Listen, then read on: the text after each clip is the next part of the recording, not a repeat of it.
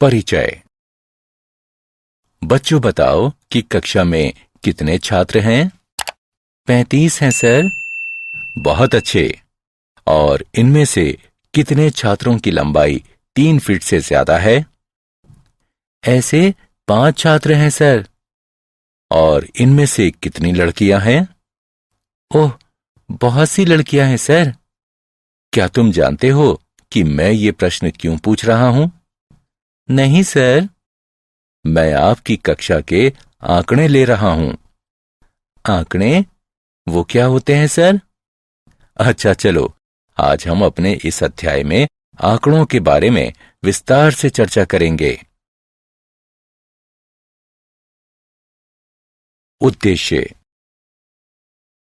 इस पाठ के अंत में आप निम्न करने में सक्षम हो जाएंगे: आंकड़ों को परिभाषित करना, सांख्यिकी को परिभाषित करना, दंड आलेख, आयत चित्र और बारंबारता बहुभुज बनाना, माध्य, माध्यक और बहुलक को परिभाषित करना, माध्य, माध्यक और बहुलक की गणना करना।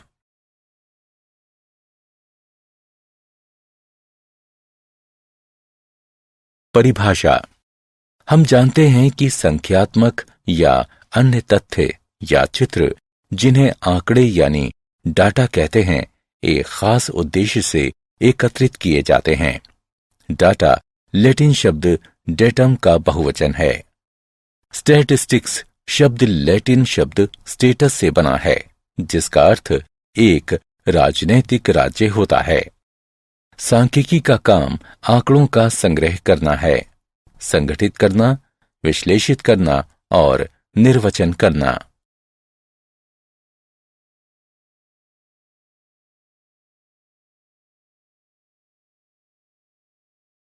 आंकड़ों का संग्रह है। आंकड़े दो प्रकार के होते हैं, एक प्राथमिक आंकड़े और दूसरे गौण आंकड़े। प्राथमिक आंकड़े: जब अन्वेषक ने अपने दिमाग में एक निश्चित उद्देश्य रखकर सूचनाओं को एकत्रित किया हो, तो इस प्रकार एकत्रित किए गए आंकड़ों को प्राथमिक आंकड़े कहा जाता है। गौण आंकड़े: जब किसी स्रोत से, जिसमें सूचनाएं पहले से ही एकत्रित हैं, आंकड़े प्राप्त किए गए हों, तो उन आंकड़ों को गौण आंकड़े कहा जाता है।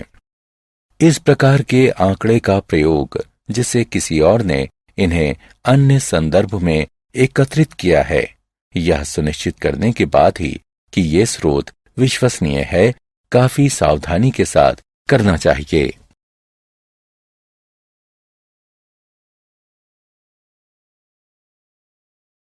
आंकड़ों का प्रस्तुतिकरण।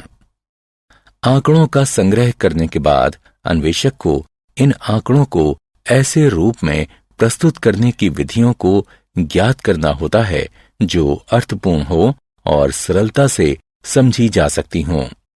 आइए अब कुछ उदाहरणों को देखें जो आंकड़ों को प्रस्तुत करने की विभिन्न विधियों को दर्शाते हैं। संख्याओं को देखो।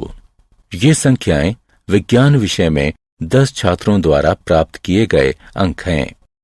आंकड़ों के इस रूप को यथा प्राप्त आंकड़े कहते हैं। छात्रों द्वारा प्राप्त न्यूनतम अंक 25 है और छात्रों द्वारा प्राप्त अधिकतम अंक 95 है। यदि हम इन संख्याओं को आरोही या अवरोही क्रम में लिखते हैं, तो हमारे लिए अधिकतम अंक और न्यूनतम अंक ज्ञात करने में आसानी होगी। आंकड़ों को आरोही क्रम या अवरोही क्रम में लिखने पर काफी समय लग सकता है, विशेष रूप से तब जबकि प्रयोग में प्रेक्षणों की संख्या अधिक हो, जैसा कि अगले उदाहरण में आप देख सकते हैं। अतः यह आरोही क्रम है। अब हम स्पष्ट रूप से देख सकते हैं कि न्यूनतम अंक 25 है और अधिकतम अंक 95 है। आंकड़ों के अधिकतम और न्यूनतम मानों के बीच के अंतर को आंकड़ों का परिसर कहा जाता है। अतः इस उदाहरण में परिसर 95 - 25 = 70 है।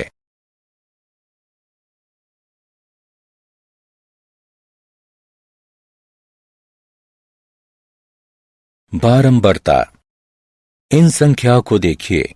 ये 20 छात्रों द्वारा विज्ञान विषय में प्राप्त अंक हैं। इसमें अधिकतम अंक 10 है। हम देख सकते हैं कि 2 छात्रों ने 10 अंक प्राप्त किए हैं। अतः 10 की बारंबारता 2 है। एक निश्चित अंक प्राप्त करने वाले विद्यार्थियों की संख्या को इस अंक की बारंबारता कहा जाता है। हम इस आंकड़े को ज्यादा आसानी से समझने के लिए एक सारणी में लिखते हैं। ये अंक हैं और ये बारंबारताएं हैं। इस सारणी को अवर्गीकृत बारंबारता बंटन सारणी या केवल बारंबारता बंटन सारणी कहा जाता है।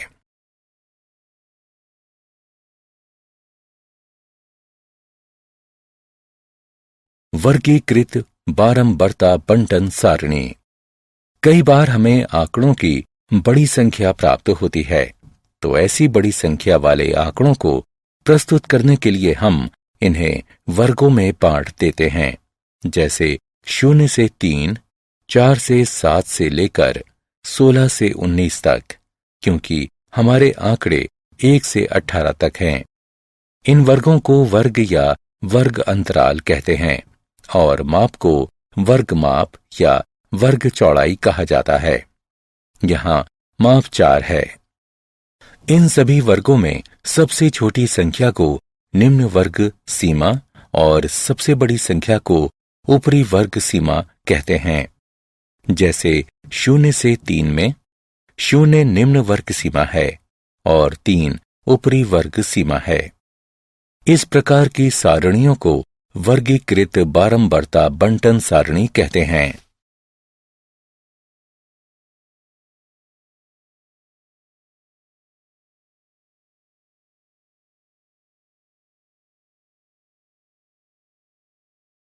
आंकड़ों का आलेखीय निरूपण। जब आंकड़ों को सीखने वालों के सामने चित्रात्मक या आलेखीय रूप में निरूपित किया जाता है, तो यह निरूपण को ज्यादा दर्शनीय और समझने योग्य बनाता है। आंकड़ों को आलेखीय रूप में निरूपित करने के कई प्रकार हैं।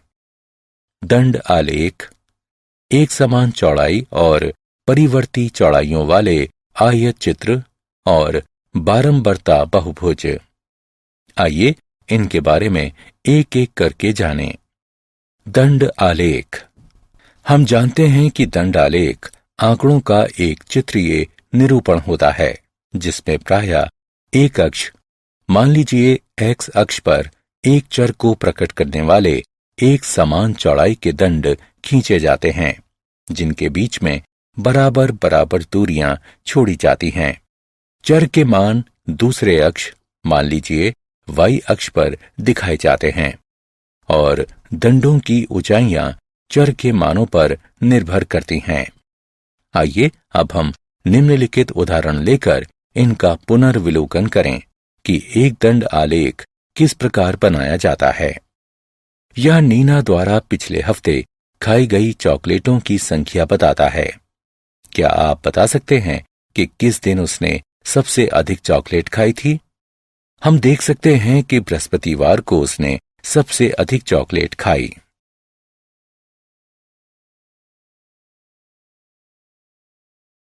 दंड आलेख का निरूपण। अब हम सीखेंगे कि दंड आलेख का निरूपण किस प्रकार करते हैं। इस सारणी को देखिए। यह 20,000 मासिक आय वाले परिवार के विभिन्न वस्तुओं पर खर्च को दर्शाती है। आइए एक दंड आलेख खींचिए। दंड आलेख बनाने के लिए हम वस्तुओं को क्षैतिज अक्ष पर और खर्च को ऊर्ध्वाधर अक्ष पर दर्शाते हैं। दोनों अक्षों पर वस्तु और खर्च को चिन्हित कीजिए। यहाँ 1 का अर्थ है 1000 और 2 का अर्थ 2000 है। अब अपनी पहली वस्तु को निरूपित करने के लिए, जो कि ग्रोसरी है, हमें 4 इकाई का एक दंड बनाना है। इसी प्रकार दूसरी वस्तुओं को 1 इकाई के अंतराल के बाद 2 क्रमागत दंडों द्वारा निरूपित करते हैं। आयत चित्र। दंड आलेख की तरह ही आयत चित्र भी आलेख पत्र पर बनाए गए स्तंभों से बनता है। आमतौर पर दो आसन्न स्तंभों के बीच कोई रिक्त स्थान नहीं होता। यह संतत अंतरालों के लिए प्रयुक्त होता है। इस बारंबारता सारणी और इस वर्ग अंतराल को देखिए। ये अंतराल संतत है। यह बारंबारता सारणी 36 छात्रों के द्रव्यमान को निरूपित करती है। आलेख खींचने के लिए भार को क्षैतिज अक्ष पर और छात्रों की संख्या को ऊर्ध्वाधर अक्ष पर निरूपित करते हैं। चूंकि अधिकतम बारंबारता 15 है, इसलिए हमें अधिकतम बारंबारता को निरूपित करने के लिए पैमाना चुनना होगा। साथ ही क्योंकि पहला वर्ग अंतराल 0 के बजाय 30.5 से प्रारंभ होता है, हम इसे अक्ष पर एक व्यवधान के द्वारा अंकित करेंगे।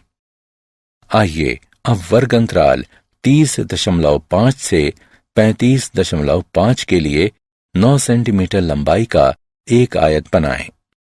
इसी प्रकार हम दूसरा आयत बनाते हैं। इसे आयत चित्र कहते हैं।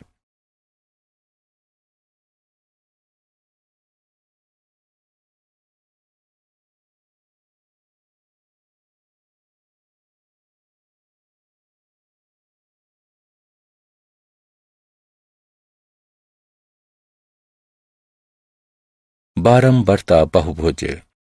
किसी बारंबारता बहुभुज बनाने हेतु आयत चित्र के संगत आयतों की ऊपरी भुजाओं के मध्य बिंदुओं को रेखाखंडों से जोड़ देते हैं। आयत चित्र बनाए बिना ही बारंबारता बहुभुजों को स्वतंत्र रूप से भी बनाया जा सकता है। इसके लिए हमें आंकड़ों में प्रयुक्त वर्ग अंतरालों के मध्य बिंदुओं की आवश्यकता होती है। वर्ग अंतरालों के इन मध्य बिंदुओं को वर्ग चिन्ह कहा जाता है। वर्ग अंतराल के वर्ग चिन्ह प्राप्त करने के लिए हमें सभी ऊपरी सीमाओं और निम्न सीमाओं का योग करके उसे 2 से विभाजित कर देते हैं। बारंबारता बहुभुज समान प्रकृति के दो अलग अलग आंकड़ों की तुलना करने में बहुत उपयोगी होता है। जैसे एक ही विद्यालय के 2 फुटबॉल टीमों के प्रदर्शन की तुलना।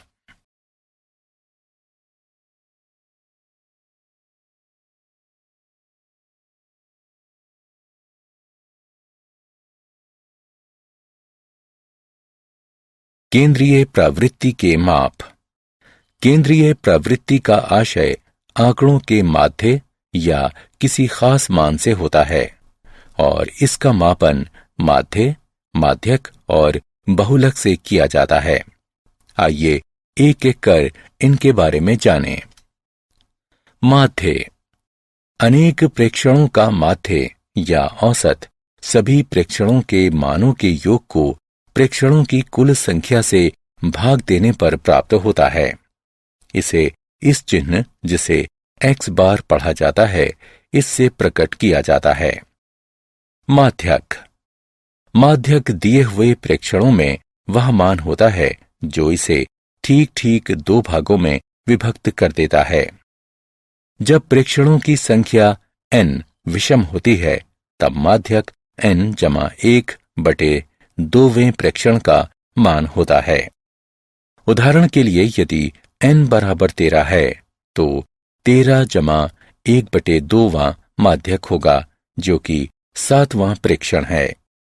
और प्रेक्षणों की संख्या n सम होती है, तब माध्यक n/2वां और n/2 जमा 1वां प्रेक्षणों का माध्य होता है। उदाहरण के लिए यदि n बराबर 16 हो, तो 16/2वां और 16/2 जमा 1वें प्रेक्षणों के मानों का माध्य अर्थात 8वें और 9वें प्रेक्षणों के मानों का माध्य ही माध्यक होगा। आखिरी माप बहुलक है। बहुलक प्रेक्षण का वह मान होता है जो बार बार घटित होता रहता है, अर्थात अधिकतम बारंबारता वाले प्रेक्षण को बहुलक कहा जाता है।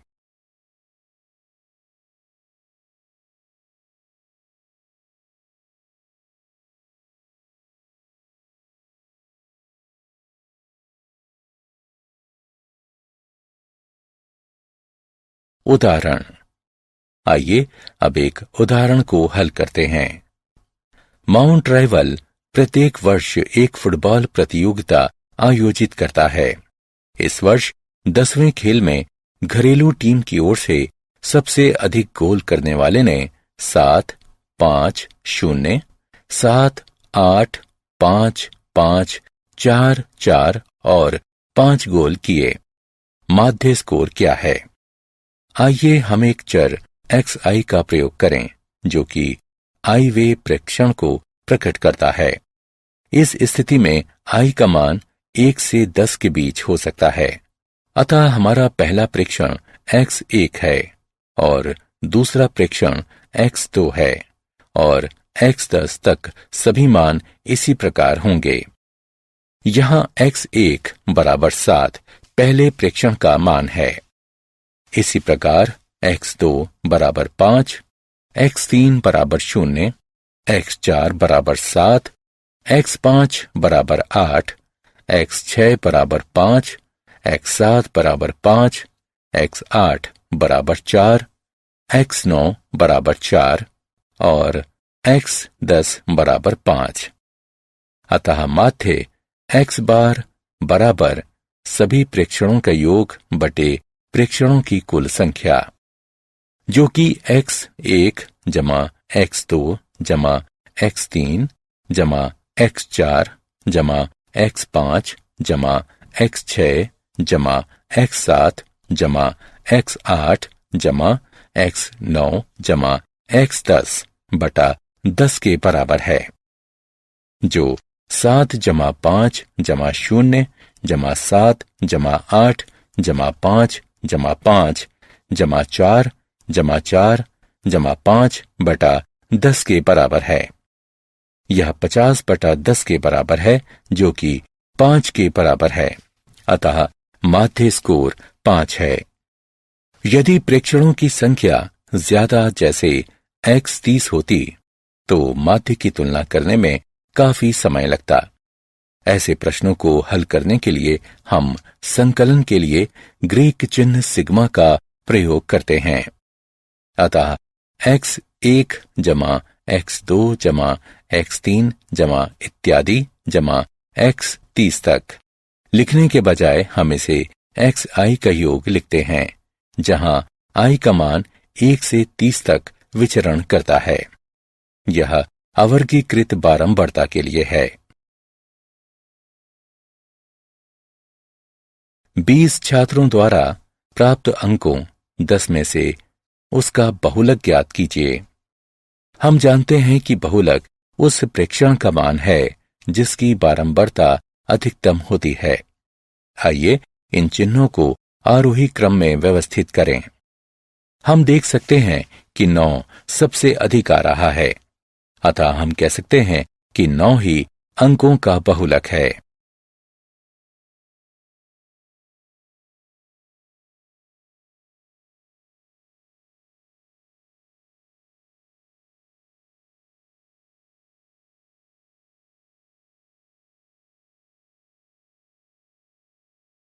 क्या आप जानते हैं, स्टेटिस्टिक्स शब्द लैटिन के स्टेटस या इटालियन शब्द स्टेटिस्टा से आया है।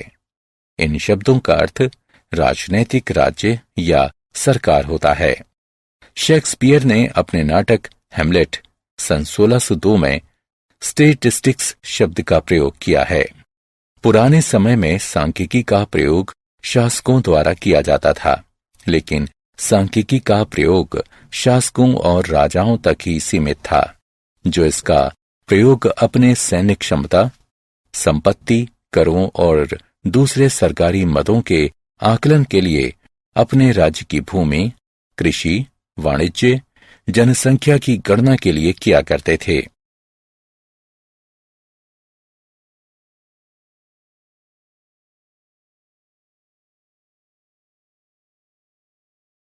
सारांश। आइए हमने जो कुछ सीखा है उसे संक्षेप में दोहराएं।